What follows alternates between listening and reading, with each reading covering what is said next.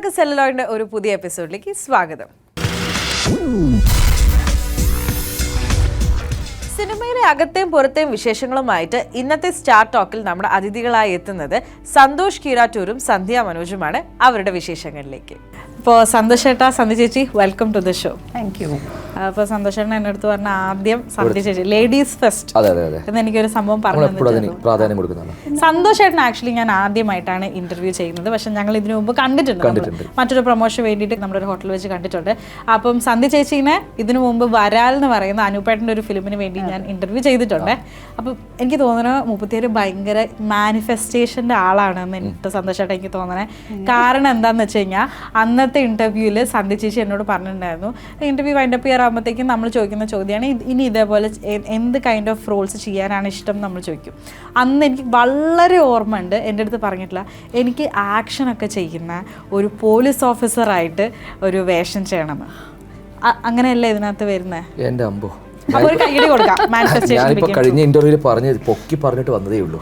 ഒരുപക്ഷെ മലയാള സിനിമയ്ക്ക് ഒരു വാണി വിശ്വനാഥോ കിട്ടി, തമിഴ് സിനിമയ്ക്ക് ഒരു വിജയശാന്തിയൊക്കെ കിട്ടാൻ സാധ്യതയുള്ളൊരു ആക്ട്രസ്സായിട്ട് ഞാൻ മാത്രമല്ല, ഞാൻ തുടങ്ങി വെച്ചു, അത് അമിതും നായകനും പറഞ്ഞു.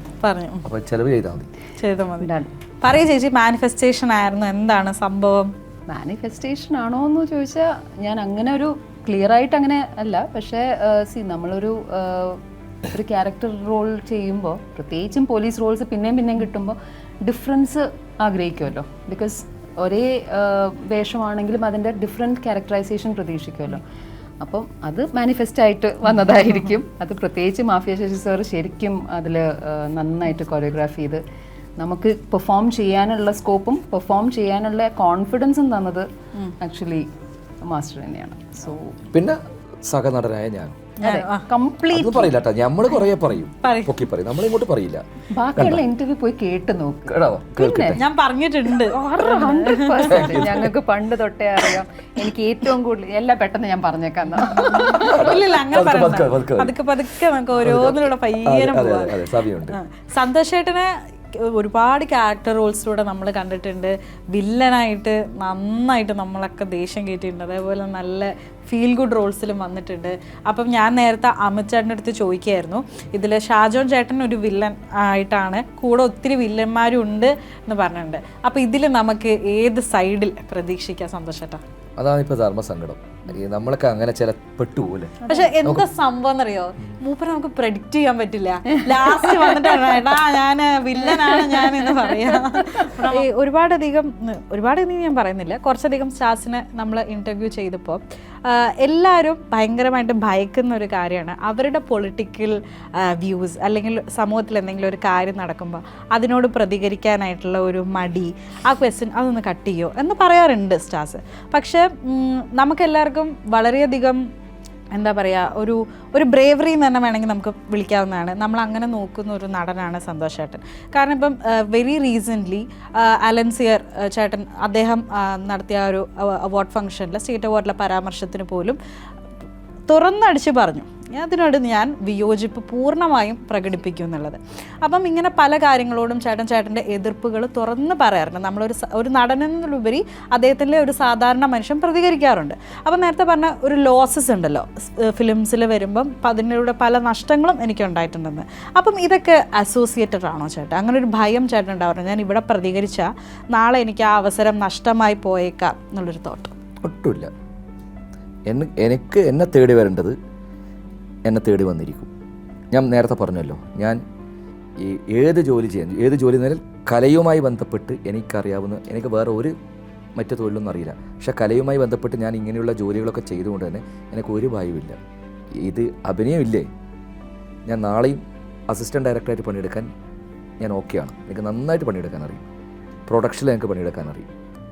പിന്നെ സ്റ്റേജിലും ഞാൻ പണിയെടുക്കുന്നുണ്ട്. സ്റ്റേജ് അഭിനേതാവ് മാത്രമല്ല, ഞാൻ നന്നായിട്ട് സ്റ്റേജ് ലൈറ്റ് ചെയ്യുന്ന ഒരാളാണ്, സ്റ്റേജ് ഡിസൈൻ ചെയ്യുന്ന ഒരാളാണ്, ഒക്കെ ചെയ്യുന്നത്. അപ്പോൾ ഈ പറഞ്ഞ സംഭവം ഉണ്ടല്ലോ, ഇല്ലേ, ഏത് പണിയും എന്തായാലും നമ്മൾ ഇവിടെ ജനിച്ചു കഴിഞ്ഞു, ഇനി മരിക്കുന്നത് ഇവിടെ ജീവിച്ചേ പറ്റൂ. അപ്പോൾ ഏത് പണിയെടുക്കാൻ നമ്മൾ തയ്യാറാവും. അതുകൊണ്ട് ഇതിൻ്റെ പേരിൽ മാത്രം എനിക്ക് ആരെങ്കിലും അവസരം, ഇപ്പം അലൻസിയർ എൻ്റെ വളരെ പ്രിയപ്പെട്ട സുഹൃത്താണ്, ഞങ്ങൾ ഒരുമിച്ച് നാടകം കളിച്ചവരാ, ഒരുമിച്ച് ഞങ്ങൾ രണ്ടുപേരും മാത്രം ഒരേ തട്ടിൽ. അത് ഭയങ്കര രസകരമായ നാടകമായിരുന്നു, എപ്പോഴും ഭയങ്കരമാണ്. പക്ഷേ അദ്ദേഹത്തിൻ്റെ അന്നത്തെ ഒരു കാര്യത്തിൽ മാത്രമേ ഉള്ളൂ, നിങ്ങൾക്ക് അഭിപ്രായങ്ങൾ പറയാം, ഒന്നും തറക്കൂല. അദ്ദേഹത്തിൻ്റെ ചില അഭിപ്രായങ്ങളോടും എനിക്കൊട്ടും വിയോജിപ്പുമില്ല. പക്ഷേ ആ ഒരു വളരെ എത്രയോ പുതിയ ആൾക്കാർക്ക് സംസ്ഥാന അവാർഡ് കിട്ടിയൊരു വേദിയാണ് അത്. അവരുടെ ജീവിതത്തിലെ ഒരു വലിയ സ്വപ്നമാണ് സ്റ്റേറ്റ് അവാർഡ് എന്നുള്ളത്, അല്ലേ? എന്താ സംഭവിച്ചത്? പിറ്റേത്തെ ദിവസം എല്ലാ മാധ്യമങ്ങളും ഫോക്കസ് ചെയ്തത് ഇദ്ദേഹത്തിലാണ്.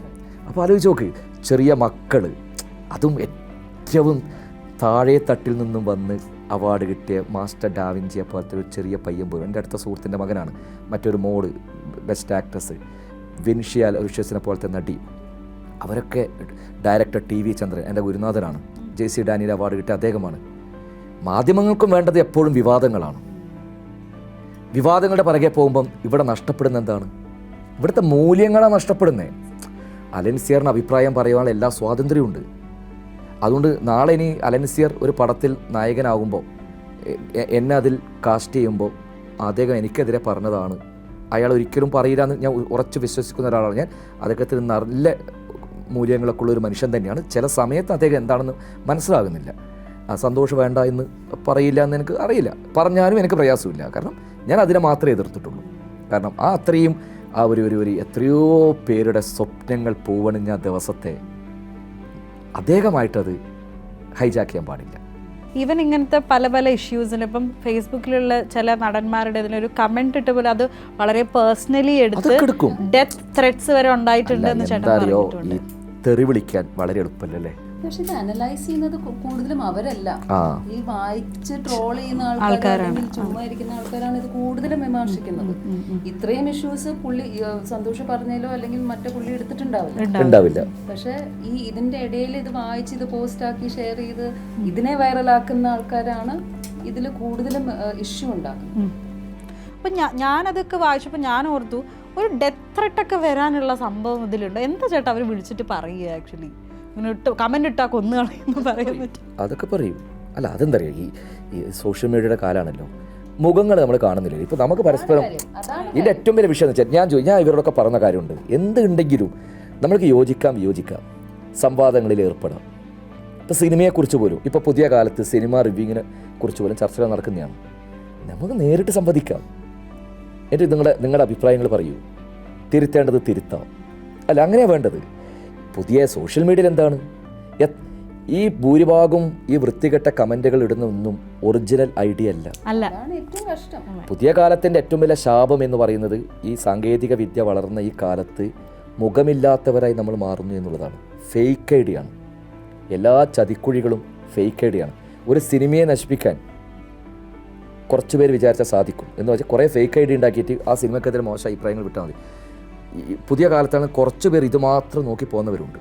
അപ്പോൾ അങ്ങനെയാണ് പുതിയ കാലത്തൊക്കെ വരുന്നത്. അല്ല, നിങ്ങളുടെ സ്വതന്ത്രമായ അഭിപ്രായം, ഇത് സ്വതന്ത്ര രാജ്യമല്ലേ, ജനാധിപത്യ രാജ്യമല്ലേ, ഇവിടെ നമ്മൾ ആരെയാണ് പേടിക്കേണ്ടത്? പറയാം, ഒന്നും നശിപ്പിക്കാത്ത രീതിയിൽ ചെയ്യുക, നല്ല ആരോഗ്യകരമായ വിമർശനങ്ങൾ ഉണ്ടാക്കുക, വിവാദങ്ങൾക്ക് വേണ്ടി വിവാദങ്ങൾ ഉണ്ടാകാതെ പോവുക, വിവാദങ്ങളുടെ പിറകെ പോകാതിരിക്കുക, പറയേണ്ട കാര്യങ്ങൾ ആർജവത്തോടു കൂടി പറയുക, അത് സത്യസന്ധമായിരിക്കണം. ആക്ച്വലി ഇപ്പം ചേട്ടൻ പറഞ്ഞ ഈ ഒരു പോയിന്റ് ഞാനൊന്ന് കോട്ട് ചെയ്യണം. എല്ലാവരും ഒരു ഫേക്ക് ഐഡിയുടെ പുറകിൽ നിന്നിട്ടാണ് ഈ ഫാൻ ഫൈറ്റുകളും എസ്പെഷ്യലി ചേച്ചി വന്ന റിയാലിറ്റി ഷോയിലെ ആർമി ഫൈറ്റ്സും വരുന്നത്. ചേച്ചി ഇങ്ങനത്തെ ഇപ്പം ബുള്ളിങ്ങിനൊക്കെ ഇരയായിട്ടുണ്ടോ ആ സമയത്ത്? ഇറങ്ങി വന്നപ്പോൾ അതായത് അവിടെ നിന്ന് ഇതായപ്പോൾ നമ്മുടെ ഒരുപാടുണ്ടായിരുന്നു, ബിക്കോസ് അതാണല്ലോ ചർച്ചാ വിഷയം. പക്ഷെ ആ സമയത്ത് എൻ്റെ പേജിൽ വന്ന്, അതായത് എൻ്റെ പേഴ്സണൽ സ്പേസിൽ വന്ന് കമന്റ് ചെയ്യുന്ന ആൾക്കാർക്കെല്ലാം ഞാൻ മറുപടി കൊടുക്കാറുണ്ട്, നല്ലോണം കൊടുക്കാറുണ്ട്. അപ്പൊ പലരും എനിക്ക് ഇതുപോലെ വേറെ അറിയാവുന്ന ആൾക്കാർ മെസ്സേജ് ചെയ്യും, ഡോണ്ട് റെസ്പോണ്ട്. ഞാൻ പറഞ്ഞു, എൻ്റെ പേജിൽ കയറി വന്ന് എന്നെ തെറി വിളിക്കുമ്പോൾ അല്ലെങ്കിൽ എന്നെ കുറിച്ച് അപവാദം പറയുമ്പോൾ ഞാനത് കേട്ടുകൊണ്ടിരിക്കില്ല. അതിനായിട്ട് പബ്ലിക് പേജസ് ഇഷ്ടം പോലെ നമ്മളെ ന്യൂസ് ആയിട്ടും കണ്ടന്റ് ആയിട്ടും എല്ലാം ചെയ്യുന്നുണ്ട്. അവിടെ പോയി എന്തുവാണെങ്കിലും ചെയ്തു, ഞാൻ മൈൻഡ് ചെയ്യാനേ പോലെ. പക്ഷെ എന്റെ സ്പേസ് ആണ്, എന്റെ ഒരു സൈബർ സ്പേസ് ആണ്. അവിടെ വന്ന്, അതായത് എന്റെ വീട്ടിൽ വന്ന് തെറി അത് സമ്മതിക്കില്ല. അത് നിങ്ങളൊക്കെ ആരല്ല ഇനി എന്റെ സ്വന്തം ഹസ്ബൻഡ് വിളിച്ചിട്ട് പറയാണ് ഇഗ്നോർ എന്ന് പറഞ്ഞാൽ ഞാൻ ഇഗ്നോർ ചെയ്യില്ല. Because that is my space. അവിടെ എന്റെ ഇന്റഗ്രിറ്റിയും എന്റെ റെസ്പെക്ട് ആണ് ഞാൻ കീപ്പ് ചെയ്യുന്നത്. എന്താണോ സോഷ്യൽ മീഡിയ അറിയേണ്ട അത്ര മാത്രമേ ഞാൻ ഇടുന്നുള്ളൂ. എന്നെ കണ്ടന്റ് ആയിട്ട് ഇടുന്ന ആൾക്കാരുടെ പേജിൽ എന്ത് വേണമെങ്കിലും പോയി ചെയ്തോ, അന്വേഷിക്കാൻ വരുന്നില്ല. പക്ഷെ എൻ്റെ സ്പേസിൽ ഞാൻ ഒരുക്കി വെച്ചേക്കണ എൻ്റെ വീട്ടിൽ നിങ്ങൾ വന്ന് തുപ്പാൻ ഞാൻ സമ്മതിക്കും. സമ്മതിക്കില്ല. അടിപൊളി അടിപൊളി. ചേച്ചിയുടെ ഇൻസ്റ്റാഗ്രാം പേജിൽ ചേച്ചി പിൻ ചെയ്ത് വെച്ചിരിക്കുന്ന ഒരു റീലുണ്ട്. അതായത് ബിഗ് ബോസിൽ അമ്മ നിന്ന് ഷൗട്ട് ചെയ്യുന്നു, റോഡീസിലെ മകൻ നിന്ന് ഷൗട്ട് ചെയ്യുന്നു, പറ്റില്ല മോനെ, വീട്ടിൽ ഇവർ രണ്ടുപേരും ഷൗട്ട് ചെയ്യുന്നു. അപ്പൊ ഒരു ആർട്ടിസ്റ്റ് എന്ന സന്ധ്യ മനോജിനെ നമുക്കറിയാം. വീട്ടിലുള്ള അമ്മയായ ഭാര്യയായ ചേച്ചിയുടെ മോന് ഗേൾ ഫ്രണ്ട് ഉണ്ടോ? ഇത് ഉണ്ട്. ഞാൻ അല്ല, ഇവര് ഭയങ്കര എന്താ പറയാ, ഭയങ്കര സോഷ്യൽ ഒരു ഫാമിലിയാണ്. അല്ല, ഞാൻ അങ്ങനെ ഇൻഡിപെൻഡന്റ് ആണ്. എനിക്ക് അതാണ്, അത് ഭയങ്കര രസമാണ്. ഇപ്പൊ ഹസ്ബൻഡ് മനോജിനെ എനിക്കറിയാം. അദ്ദേഹം വലിയ ഈ യോഗയുടെ മാസ്റ്ററാണ്. അയാൾ ഇൻഡിപെൻഡന്റ് ആണ്. സന്ധ്യതായ പ്രൊഫഷണൽ ഇൻഡിപെൻഡന്റ് ആണ്. മകള് അല്ലെ, അവര് മകന് ഇൻസ്റ്റിറ്റ്യൂട്ടിലൂടെ പഠിക്കാൻ പോകുന്നു. മകള് ഇപ്പൊ മോള് വിളിച്ചിട്ട് പറഞ്ഞു ഞാൻ മിക്കവാറും ഈ പരീക്ഷയ്ക്ക് തോക്കും. അമ്മേ ഞാൻ തോക്കും. അമ്മേടി തോറ്റ ആർക്കാ പ്രശ്നം? ഞാൻ കുറച്ചു നേരം മോളെ സാരില്ല മോളെ അടുത്ത പ്രാവശ്യം എഴുതിയെടുക്കാന്ന് പറയും. അതെ അത് തന്നെ പറയും. ചേട്ടനും അത് തന്നെ പറയും. ആർക്കാ പ്രശ്നം? പഠിച്ചാൽ നിനക്ക് ഇതന്നെയാണ്. ഇപ്പൊ എന്റെ കൂടെ എന്റെ സോളോ പെർഫോമൻസിന്റെ കൂടെ ഇപ്പൊ അടുത്ത കാലത്തൊക്കെ യാത്ര ചെയ്യുന്ന എന്റെ മകനാണ്. +1 ആണ്. അപ്പൊ ഉണ്ണി പിന്നെ അപ്പൊ എല്ലാവർക്കും ആശങ്ക അതാണ്, ഇങ്ങനെ അച്ഛനോ ഇങ്ങനെ നാടകക്കാരനായി, ഇനി മകൻ അവനത് ഇഷ്ടമാണെങ്കിൽ വരട്ടെ. അവൻ ഇൻഡിപെൻഡൻ്റ് ആണ്. അവനറിയാം പഠിക്കണം, ജയിച്ചാൽ പുതിയ കാലത്ത് തോറ്റാൽ അവനൊന്നും ചെയ്യാൻ പറ്റില്ല. അതവന് കൃത്യമായിട്ട് തിരിച്ചറിവുണ്ട്. പക്ഷെ മറ്റുള്ളവർക്കാണ് ആകുലത, നമുക്കല്ല. ഉണ്ണിക്ക് ഇഷ്ടമാണോ അഭിനയവും കാര്യങ്ങളും? ഉണ്ണിക്ക് അഭിനയം എന്നതിനേക്കാളും കൂടുതൽ എനിക്ക് തോന്നുന്നു ബാക്കിൽ വർക്ക് ചെയ്യാനാണ്. പക്ഷെ ഞാനും അന്ന് അങ്ങനെ ആയിരുന്നു. പിന്നീടാണ് ഞാൻ ഇതിലേക്ക് വന്നത്. ഇനി അവനും പറയാം, പക്ഷെ അവൻ ഇപ്പോഴേ ഭയങ്കര ഒരു ഹാർഡ് വർക്ക് ഉണ്ട്. മീൻസ് ഈ പണിയെടുക്കുക എന്ന് പറഞ്ഞ പരിപാടിയില്ലേ, ശരിക്കും അധ്വാനിക്കുക, അത് പുള്ളി ചെയ്യുന്നുണ്ട്.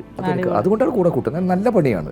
എൻ്റെ കൂടെ വന്ന് 3 പേര് ചെയ്യുന്ന ജോലി ഒറ്റയ്ക്ക് ചെയ്യേണ്ടത് പുറത്തൊക്കെ പോകുമ്പോൾ. കാരണം ഇതിൻ്റെ ലൈറ്റ്, സൗണ്ട്, മ്യൂസിക് എല്ലാം ഒറ്റയടിക്ക് കൺട്രോൾ ചെയ്യണം. അത് 16 വയസ്സേ ആയിട്ടുള്ളൂ. പക്ഷെ അവനത് ഇപ്പം ആപ്പിളാണ്. ഓ നൈസ് നൈസ് നൈസ് നൈസ്. അപ്പം ചേച്ചി ഞാൻ ചോദിച്ചതെന്ന് പറഞ്ഞു കഴിഞ്ഞാൽ, അപ്പം മകന് നല്ല ഫോളോയിങ് ഉണ്ട് ഇൻസ്റ്റാഗ്രാമൊക്കെ എടുത്ത് നോക്കുകയാണെങ്കിലും. അപ്പം ആള് ഗേൾ ഫ്രണ്ടിനെയൊക്കെ പോസ്റ്റ് ചെയ്യുമ്പോൾ നമ്മൾ മലയാളികൾക്കറിയാം ഇവിടെ കേരളത്തിൽ ചേച്ചി ഒരു സ്റ്റാറാണ്, ഒരു ഡാൻസറാണെന്നൊക്കെ ഉള്ളത്. അപ്പം നമ്മുടെ കേരളത്തിലുള്ള അമ്മമാരിങ്ങനെ മകൻ ഗേൾ ഫ്രണ്ടിനെയൊക്കെ പബ്ലിക്കലി പോസ്റ്റ് ചെയ്തെങ്കിൽ എന്താടാ ഇപ്പൊ പറയൂ ചേച്ചി, അതിന്റെ ഒരു വികാരം നമ്മളെ കേരളത്തിലെ അമ്മമാർ കേൾക്കട്ടെ. ചേച്ചി എഴുതി കൊടുത്തിരിക്കുക മോനെ ഗേൾ ഫ്രണ്ട് ആയിട്ട്. മീറ്റ് ചെയ്തോ മോന്റെ ഗേൾ ഫ്രണ്ടിനെ ചേച്ചി മീറ്റ് ചെയ്തില്ല. പക്ഷെ അവൻ തന്നെ ഞാൻ 2 പിള്ളേരോട് ഒറ്റ കാര്യം പറയുന്നുള്ളൂ, എല്ലാ റിലേഷൻഷിപ്സിലും നന്നായിട്ട് അവനവനെ മനസ്സിലാക്കുക. നമുക്കൊരു എക്സ്പീരിയൻസ് ചെയ്യുന്ന മറ്റുള്ളവരെ അവരെന്നോട് ഇങ്ങനെ ചെയ്തു, ഇതാണ് മിക്കവാറും കേൾക്കാറുള്ളത്. നമ്മളെന്താണ് ആ റിലേഷൻഷിപ്പിൽ എന്നുള്ളത് ഡിസ്കവർ ചെയ്തിട്ട് അത് സസ്റ്റെയിൻ ചെയ്യാൻ പറ്റുമോ എന്നുള്ളത് നമുക്ക് മനസ്സിലാക്കണം. ഇപ്പോൾ പലരുടെ അടുത്തും നമുക്ക് ആദ്യത്തെ ഒരു ഇൻഫാക്ച്വേഷന് എനിക്കിഷ്ടമാണ് അതാണ് ഇതാണ്, പിന്നെ കുറച്ച് കഴിയുമ്പോൾ നമുക്ക് അകത്ത് ബോറടിക്കും, പക്ഷെ നമ്മൾ പുറത്ത് പറയൂല ഇല്ലേ. അത് വർക്ക് ചെയ്യാൻ പറ്റുന്ന ഒരു റിലേഷൻഷിപ്പ് സ്ട്രെങ്ത് ഉണ്ടെങ്കിലേ അത് സസ്റ്റെയിനബിൾ ആയിട്ട് കൊണ്ടുപോകാൻ പറ്റുള്ളൂ. അപ്പം ഞാൻ എൻ്റെ മോളോടും മോനോടും പറഞ്ഞേക്കണം, you go through enough relationships to understand yourself. എന്നിട്ട് ഞാൻ ആരാണ്, എനിക്ക് എങ്ങനെയൊക്കെ അഡ്ജസ്റ്റ് ചെയ്യാൻ പറ്റും, ആ കമ്പാറ്റബിലിറ്റി ആയിട്ടുള്ള ഒരു പാർട്ട്ണറിനെ കണ്ടുപിടിച്ചാൽ നിങ്ങൾക്ക് കൊള്ളാം.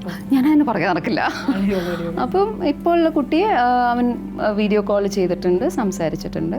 ഞാൻ ഇൻ്റർഫിയറൻസിനില്ല. When he decides what he wants I'll be there. നല്ല മൂല്യമുള്ള വാക്കുകൾ അതൊക്കെ. തീർച്ചയായിട്ടും നമ്മള് ഇപ്പം സിനിമയാണ്, ആർട്ടിസ്റ്റുകളാണ്, പക്ഷെ എന്നാലും ഇങ്ങനത്തെ കാര്യങ്ങൾ വാല്യൂസ് ഉണ്ടാവണം. എന്താ പറയുക, നമ്മൾ പുതിയ കാലത്ത് ഒറ്റ ആശങ്കയുള്ളൂ, ബാക്കി എല്ലാം ഓക്കെയാണ്. ഈ പറഞ്ഞ നമ്മുടെ കുട്ടികളായാലും സമൂഹമൊക്കെ നമ്മൾ ഉദ്ദേശിക്കുന്നതിനപ്പുറത്താണ്. ഇപ്പം നമ്മൾ പറയില്ലേ പണ്ടത്തെ കാലമാണ് ഗംഭീരം എന്നൊക്കെ പറയും, അതിനെക്കാട്ടി ഗംഭീരമാണ് പുതിയ കാലവും ഇന്നത്തെ സൗകര്യങ്ങളും.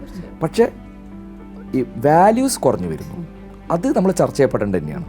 അത് നേരത്തെ പറഞ്ഞ പോലെ അത് എല്ലാ ഫാമിലിയിലായാലും പൊതുസമൂഹത്തിലായാലും നമ്മുടെ ഈ ആർട്ടിൻ്റെ മേഖലയൊക്കെ വാല്യൂ കുറഞ്ഞ. എന്തുകൊണ്ടാ വാല്യൂ വെച്ചാൽ എന്താണെന്നറിയോ, നമ്മൾ പഠിച്ചിരുന്ന സമയത്ത് വാല്യൂ എന്ന് പറയുന്നത് ഒരു റിച്വലിസ്റ്റിക് മോഡൽ. അതുകൊണ്ട് ഇപ്പോഴത്തെ പിള്ളേരോട് നമ്മൾ ശരിക്കും അത് എന്തിനാണ് എന്ന് എക്സ്പ്ലെയിൻ ചെയ്യും. ഞാൻ ഒരുപാട് ട്രെയിനിങ്ങിന് സെയിൻറ്റ് ജോസഫിൽ വരെ പോകുന്നുണ്ട്.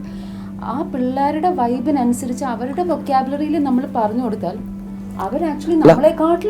അല്ല, അത് കറക്റ്റ് തന്നെയാണ്. ഇപ്പം പണ്ട് നമുക്ക് ഞാൻ കണ്ട ഒരു ഇതാണ്, നമുക്ക് പണ്ട് തെരഞ്ഞെടുപ്പിന് നമുക്കൊന്ന് സെലക്ട് ചെയ്യണമെങ്കിൽ നമുക്ക് അത്ര കൺഫ്യൂഷൻ ആവും. നമ്മുടെ മുന്നിൽ അത്രയേ ഉള്ളൂ. സെലക്ഷനാണ് ഏറ്റവും പ്രധാനം.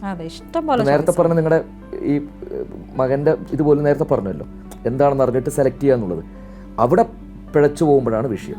ഓപ്ഷൻസ് ഉണ്ടായിരുന്നു.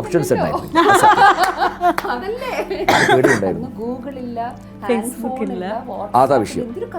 പക്ഷെ നമുക്ക് അന്ന് ഉള്ളതിൽ നമ്മൾ കുറച്ച് മൂല്യങ്ങൾ കണ്ടെത്തുന്നവർ ഇപ്പം നല്ല പുസ്തകങ്ങൾ തേടി നമ്മൾ പോകുമായിരുന്നു. ഇങ്ങനെ ചോദിച്ചിരുന്നില്ല. ഇപ്പൊ ഞാൻ ഡാൻസ് ടീച്ചർ ആയതുകൊണ്ട് ഒരു ഹാബിറ്റാണ് സ്റ്റുഡൻസ് വന്ന് കാല് തൊട്ട് തൊടണം. ഞാൻ എൻ്റെ പിള്ളേരോട് ആദ്യം പറയുന്നത്, നിങ്ങൾ വെറുതെ എൻ്റെ കാല് തൊട്ട് തൊടല്ലേ. അതൊരു റിച്വലിസ്റ്റിക് പ്രാക്ടീസായി മനസ്സിൽ എന്തിനീ തള്ളയുടെ കാല് പിടിക്കണം എന്നുള്ള സാധനം വരും. അപ്പോൾ ഞാനിപ്പോൾ എന്താ ചെയ്യണമെന്ന് വെച്ചാൽ ആ പിള്ളേർക്ക് ഞാൻ പറഞ്ഞു കൊടുക്കും, C the day you feel you are getting N immense art, ആ ആർട്ടിന്റെ വാല്യൂവിനെ കണ്ടിട്ട് എന്നെ ഇൻസ്ട്രുമെന്റ് ആയിട്ട് കണ്ടിട്ട് മാത്രം, അല്ലാതെ സന്ധ്യ മനോജ് എന്നൊരു ഒഡിസി ഡാൻസ് ടീച്ചറിന്റെ കാലിൽ നിങ്ങൾ വീഴേണ്ട ആവശ്യമില്ല. അവരിൽ ത്രൂ ആണ് ഞാൻ ഒരുപാട് കാര്യങ്ങൾ പഠിക്കുന്നത്. എനിക്കൊരു റെഫർമേഷൻ ആർട്ടിൽ കൂടെ വരുന്നുണ്ട്. അതിനാണ്, അല്ലാതെ നമ്മൾ ഈഗോനെ സാറ്റിസ്ഫൈ ചെയ്യാൻ എൻ്റെ കാലിൽ തൊട്ട് തൊഴുന്നത്. പക്ഷെ അത് പറഞ്ഞു കഴിയുമ്പോൾ മാറും. ഭയങ്കര റെസ്പെക്റ്റോടു കൂടിയാണ് ഇപ്പോഴത്തെ പിള്ളേർ. അത് ഞാനൊരു തമാശ പറഞ്ഞോട്ടെ, ഇവര് ഡാൻസർ ആയതുകൊണ്ട്. ഞാൻ ഈ കുട്ടികളെ നാടകം ഡയറക്റ്റ് ചെയ്തിട്ട് ഒരു കാലത്ത് ജീവിച്ച ഒരാളാണ്. കുട്ടികളെ നാടകം പഠിപ്പിക്കുക സ്കൂളിൽ. അപ്പോൾ ഏറ്റവും ദേഷ്യമുള്ളൊരു വർഗ്ഗാരാന്നറിയോ അന്ന്? അറിയാതെയാ. ഇപ്പം ഞാൻ അതിനോട് ക്ഷമ പറയുന്നു കേട്ടോ എല്ലാ ഗുരുനാഥന്മാരും. ഈ ഡാൻസ് ടീച്ചർമാരോടാണ്. എന്താണെന്ന് പറഞ്ഞാൽ തമാശയായിട്ട് എടുക്കാൻ പാടുള്ളൂ. ഇപ്പം നമ്മളൊരു 8 കുട്ടികളായിരിക്കും ഒരു നാടകത്തിൽ. 8 കുട്ടികളെ ഒരു മാസം പഠിപ്പിക്കുന്നു. അവരെ നാടക റിഹേഴ്സൽ അറിയാലോ. ഇപ്പോൾ ഡാൻസ് ആകുമ്പോൾ ഈ ഒരു സ്പേസിൽ അവർക്ക് റിഹേഴ്സൽ ചെയ്യാം. നാടകമാകുമ്പോൾ അതിൻ്റെ സെറ്റ്, മ്യൂസിക്, മേക്കപ്പ്, ഡ്രസ്സൊക്കെ ചെയ്യും. അപ്പോൾ സ്റ്റേജ് കയറി ഇങ്ങനെ നിൽക്കുന്നുണ്ടാവും. അപ്പോൾ തൊട്ടടുത്ത സ്റ്റേജിലായിരിക്കും ഡാൻസ് നടക്കുന്നുണ്ടാവും. അപ്പോൾ അവിടെ കാണുന്ന കാഴ്ച എന്ന് വെച്ചാൽ കുട്ടികളിങ്ങനെ കയ്യിൽ 500, 1000 ഒക്കെ പിടിച്ചിട്ട് ഇത് കൊടുക്കുന്നു. അപ്പോൾ ടീച്ചർ, നമ്മൾ രാവിലെ മുതൽ കട്ടൻ ചായ പോലും ടീച്ചർമാരും കുട്ടികളും വാങ്ങിത്തരാതെ ഇങ്ങനെ ഉറക്കൊഴിഞ്ഞ് പെയിൻറ് ചെയ്തിട്ടുണ്ടാവും. പെയിൻറ് ചെയ്ത ബ്രഷൊക്കെ ഡ്രസ്സിലായിട്ടുണ്ടാവും. ഇങ്ങനെ നിൽക്കുന്നുണ്ടാവും. ഒപ്പന പഠിപ്പിക്കുന്ന മാഷക്ക് ഗുരുദക്ഷിണ, ഭരതനാട്യം പഠിപ്പിക്കുന്ന മാഷക്ക് ഗുരുദക്ഷിണ. അല്ല, ഞാൻ ഇവിടുത്തെ ഇത് കേരളത്തിലെ കേരളത്തിലാണ് ഇറങ്ങുന്നത്, മലേഷ്യയിലല്ല. അപ്പം നമ്മളും ഗുരു അല്ലേ?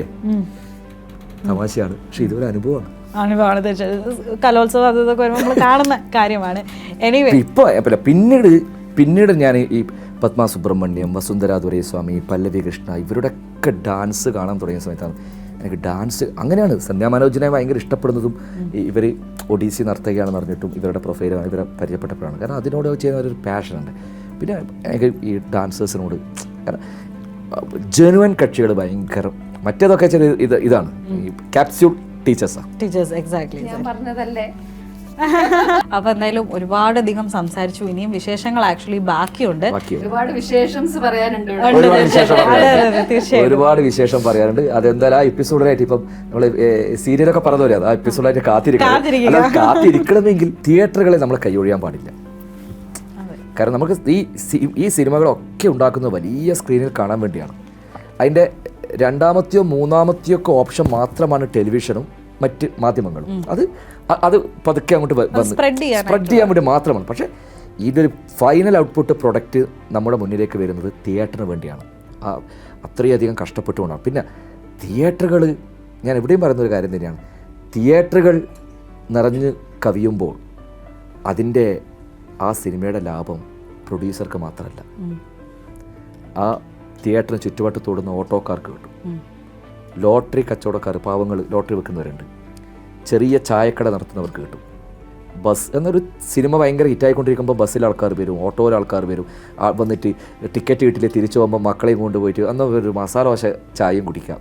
എൻ്റെയൊക്കെ ജീവിതത്തിലുണ്ടായ അനുഭവം പറയുന്നത് ഹോട്ടലുകാർക്ക്. അപ്പോൾ സിനിമ എന്ന് പറഞ്ഞ ഇൻഡസ്ട്രി കൊണ്ട് ഇതിൻ്റെ ലാഭം എത്ര, ഞാൻ പുലിമുരുകൻ ചെയ്തപ്പോൾ എത്രയോ പഞ്ചായത്ത് പ്രസിഡന്റുമാരും മുനിസിപ്പാലിറ്റി ചെയർമാന്മാരും എന്നോട് പറഞ്ഞ കാര്യമുണ്ട്.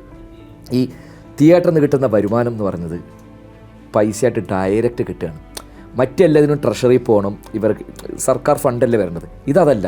ഈ തിയേറ്ററിൽ നിന്ന് പോകുന്ന ഈ തിയേറ്റർ പൈസ മുനിസിപ്പാലിറ്റി അവരെ എൻ്റർടൈൻമെൻറ്റ് ടാക്സ് ഉണ്ട്, ഡയറക്റ്റാണ്. ഇപ്പോൾ പുലിപുരയൊക്കെ 250 കോടിയിലേക്ക് എത്തുമ്പോൾ അത്രയും ദിവസം ഓടുമ്പോൾ ദൃശ്യമൊക്കെ ഓടുമ്പോൾ ഇത് നമ്മുടെ പഞ്ചായത്തിനും മുനിസിപ്പാലിറ്റിക്ക് വലിയ എമൗണ്ടായിട്ട് കിട്ടുകയാണ്. ഇത് പഞ്ചായത്ത് നമ്മുടെ നാട്ടിന് വേണ്ടി ഉപയോഗിക്കുന്നത്, മുനിസിപ്പാലിറ്റി. അപ്പം സിനിമ വ്യവസായം ഇവിടെ വളരണം. അതൊരു നിർമ്മാതാവ് പലപ്പോഴും തെറ്റിദ്ധരിക്കും. സിനിമ നടീനടന്മാർ മാത്രമല്ലേ വളരുന്നുള്ളൂ, അല്ല പ്രൊഡ്യൂസർക്ക് മാത്രമല്ലേ അതിൻ്റെ ലാഭമുള്ളൂ, അത് ഭയങ്കര തെറ്റിദ്ധാരണ. ഇത് മൊത്തം സ്പ്രെഡാവും ഈ എമൗണ്ട്. അപ്പോൾ പിന്നെ അതിലപ്പുറം തിയേറ്റർ എന്ന് പറയുന്നത് നമ്മളെപ്പോഴും പുതിയ കാലത്ത് യുദ്ധങ്ങളുടെയൊക്കെ നടുവിൽ നിന്നുകൊണ്ടാണ് നമ്മളിതൊക്കെ സംസാരിക്കുന്നത്. ഒരു ഭാഗത്ത് കുട്ടികളടക്കം കൊല്ലപ്പെട്ടുകൊണ്ടിരിക്കുകയാണ്. പക്ഷേ തിയേറ്ററാണ് മതത്തിൻ്റെ പേരിൽ തമ്മിൽ തല്ലുകൂടുന്നു, വിശ്വാസത്തിൻ്റെ പേരിൽ തമ്മിൽ തല്ലുകൂടുന്നു. പക്ഷേ നിങ്ങൾ തിയേറ്ററിൽ എത്തിക്കഴിഞ്ഞാൽ അവിടെ ജാതിയുമില്ല, മതവുമില്ല, രാഷ്ട്രീയമില്ല, ഒന്നുമില്ല. ഇപ്പോൾ നമ്മൾ രാഷ്ട്രീയ പ്രവർത്തകരൊക്കെ തൊട്ട് മുമ്പ് അവർ ഭയങ്കരമായിട്ട് അങ്ങോട്ടും ഇങ്ങോട്ടും പോർവിളികൾ നടത്തും. പക്ഷേ ഇതേ രാഷ്ട്രീയ നേതാക്കന്മാർ തന്നെ ഉണ്ടാവും ഒരു സിനിമ ഒരുമിച്ചിരുന്ന് കണ്ട് രസിച്ച്. അതാണ് കലയുടെ പ്രത്യേകത. മനുഷ്യന്മാരെ മുഴുവൻ ഒന്നിക്കണമെന്ന് ആഗ്രഹിക്കുന്ന, മാനവികത ഇവിടെ ഉണ്ടാകണമെന്ന് ആഗ്രഹിക്കുന്നതാണ് എല്ലാ കലകളും. അതുകൊണ്ട് സിനിമാ തിയേറ്ററും അത് തന്നെയാണ്. എല്ലാ മനുഷ്യർക്കും ഒത്തുചേരാൻ പറ്റുന്ന ഒരു സ്പേസാണ് തിയേറ്റർ. അപ്പോൾ സിനിമകൾ തിയേറ്ററിൽ തന്നെ പോയി കാണുക, സിനിമകൾ വിജയിപ്പിക്കുക, നല്ല വിമർശനങ്ങൾ ഉണ്ടാകുക, വിവാദങ്ങൾക്ക് പിറകെ പോകാതിരിക്കുക, ബോധപൂർവം ഒരു കലാസൃഷ്ടിയെയും നിങ്ങളെ കൊണ്ട് അതിനെ നശിപ്പിക്കാതിരിക്കുക. നിങ്ങൾക്ക് പറയേണ്ട കാര്യങ്ങളൊക്കെ പറയാം, ഇഷ്ടപ്പെട്ടില്ലെങ്കിൽ ഇഷ്ടപ്പെട്ടില്ല, പക്ഷേ അതിനെ ബോധപൂർവം നശിപ്പിക്കാതിരിക്കുക. നിങ്ങളുടെ അഭിപ്രായമല്ല എൻ്റെ അഭിപ്രായം, സന്ധ്യയുടെ അഭിപ്രായം. നിങ്ങളുടെ അഭിപ്രായം അടിച്ചേൽപ്പിക്കാനും പാടില്ല. ഒരു സിനിമ റിവ്യൂവിനെ കുറിച്ചൊക്കെ ചർച്ച നടക്കുന്ന ഒരു കാലമാണ്. നിങ്ങളുടെ അഭിപ്രായം പറയണം, തെറ്റാണ്, മോശം. എല്ലാ പ്രേക്ഷകരും തിയേറ്ററിൽ ചെന്ന് തന്നെ ഈ സിനിമ കാണുക. എങ്കിൽ മാത്രമേ ഞങ്ങളെപ്പോലെയുള്ള നടീനടന്മാർക്കൊക്കെ ഇവിടെ കൂടുതൽ കാലം ജീവിക്കാനും സാധിക്കുകയുള്ളൂ. താങ്ക് യു സോ മച്ച് ചേട്ടാ, ചേച്ചി. It was very fun talking to you. Thank you. ഇന്നത്തെ സെല്ലുലോയിഡിലെ സിനിമാ വിശേഷങ്ങൾ എല്ലാവർക്കും ഇഷ്ടപ്പെട്ടു എന്ന് പ്രതീക്ഷിക്കുന്നു. പുതിയ വിശേഷങ്ങളുമായി മറ്റൊരു എപ്പിസോഡിൽ കാണുന്നവരേക്കും this is me Meenakshi Sudheer signing off. See you.